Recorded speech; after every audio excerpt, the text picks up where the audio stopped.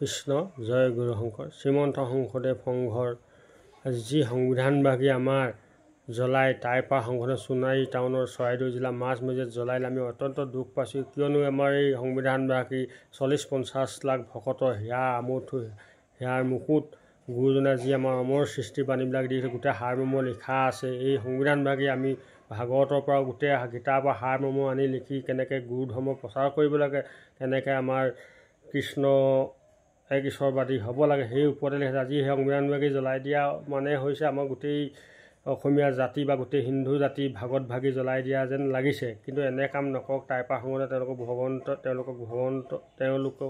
ভগৱন্তৰ সুমতি দিয়ক। এনেকৈ কুকৰ্ম কাম কৰিবলৈ আগবাঢ়ি নাযাবলৈ আমিও তেওঁলোকৰ ওপৰত কৃপা বৰষিছোঁ। তেওঁলোকক যেন ভগৱন্তৰ সুমতি দিয়ক।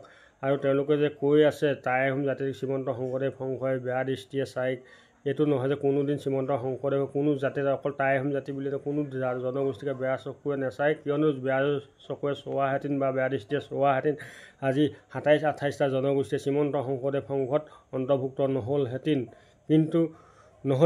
কিন্তু আজি চাওক আমাৰ মূলৰ অধিৱেশনবিলাক চাওক, আমাৰ হিন্দু বুলিয়ে নকওঁ, আজি মুছলমানৰ পৰা আনি আমাৰ মূলৰ লাই খুঁটা পুতিবলৈ কেনেকৈ যোৰহাট বা প্ৰত্যেকখন অধিৱেশন লাই খুঁটা পুতিবলৈ আমাৰ মুছলমান ভকত প্ৰয়োজন হয়। মুছলমান ভকত নোহোৱাৰ কাৰণে এইবেলি যোৰহাট অধিৱেশনত কমচে কম 10-15 মিনিট টাইম ৰৈ থকা হৈছে। চান্দাখা যিসকল মুছলমান জাতি আহি লাই খুঁটা ধৰা মততে আমাৰ লাই খুঁটা স্থাপন কৰা হৈছে। আৰু সুদূৰ পঞ্জাৱৰ পৰা আহি যিজন শিখ ধৰ্মৰ লোক পঞ্জাৱৰ পৰা আহি শিখ ধৰ্মৰ লোক জজবীৰ সিং, তেওঁ আহি আমাৰ লাই খুঁটাত পুনৰ সহানুভূতি যোগাইছে। যদি আমি জাতিগত ভেদ কৰি কেতিয়াও আমি মুছলমান বা শিখ ধৰ্মৰ কোনো জনগোষ্ঠী আমাৰ লগত নাথাকিলে, আজি পৰ্যন্ত নাথাকিলে। কিয়নো আজি শ্ৰীমন্ত শংকৰদেৱ সংঘত টাই আহোম জনগোষ্ঠীৰ লোক 40% লোকেই শ্ৰীমন্ত শংকৰদেৱ সংঘৰ এক শৰণীয়া ভকত। আজি চাওক কমলা গগৈৰ দিনত যদি বেয়া চকুৰে চায়, এই কমলা গগৈটো এজন আহোম সম্প্ৰদায়ৰ কমলা গগৈ বাপ আমাৰ, তেওঁকো পদাধিকাৰ 2 বছৰ কাৰ্যকাল চলাই গৈছে। যদি সেনেকুৱা দৃষ্টি চোৱা কোনো কাৰণতে আমাৰ শ্ৰীমন্ত শংকৰদেৱ সংঘই এই আহোম জাতিক পদাধিকাৰ অৰ্পণ নকৰিলেহেঁতেন কমলা গগৈক।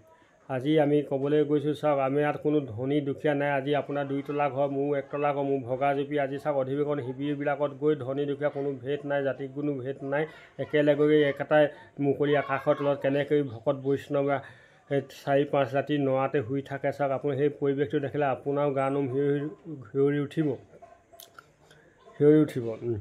আপোনালোকক এটাই কথা কৈছোঁ, আপোনালোকে এনেকৈ কাম কৰিবলৈ কেতিয়াও আগবাঢ়ি নাহক।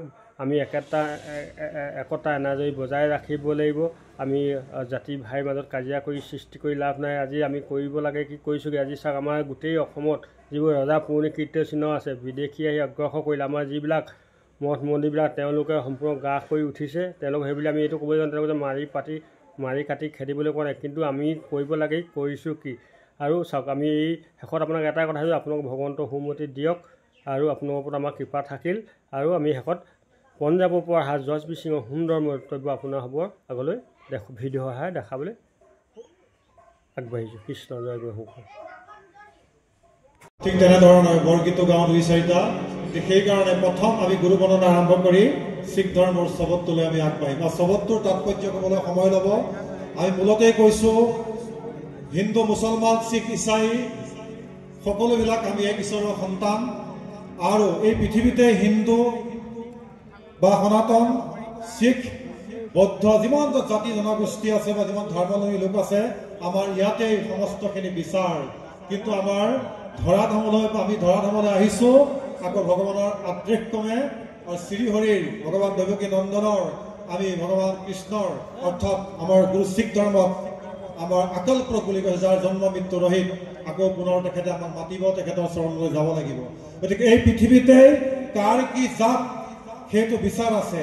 মৃত্যুৰ পাছত আমাৰ আকৌ তাত বিচাৰ কৰিব কোনে কি কৰ্ম কৰিলে, কাৰ কি জাত তাত বিচাৰ নহয়।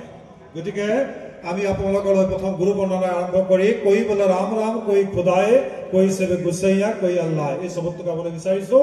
হিন্দু মুছলমান শিখ ইছাই 4 জাতি 4 ধৰ্মৰ ওপৰত লিপিবদ্ধ হোৱা পবিত্ৰ গ্ৰন্থ চাহেবৰ এক চবত মহাপুৰুষ শ্ৰীমন্ত শংকৰদেৱ আৰু মহাপুৰুষ মাধৱদেৱৰ যি আমাৰ অনবদ্য সৃষ্টি বৰগীত, সকলো গীতকে দাঙিব পাৰিলে বৰগীতক দাঙিব নোৱাৰে।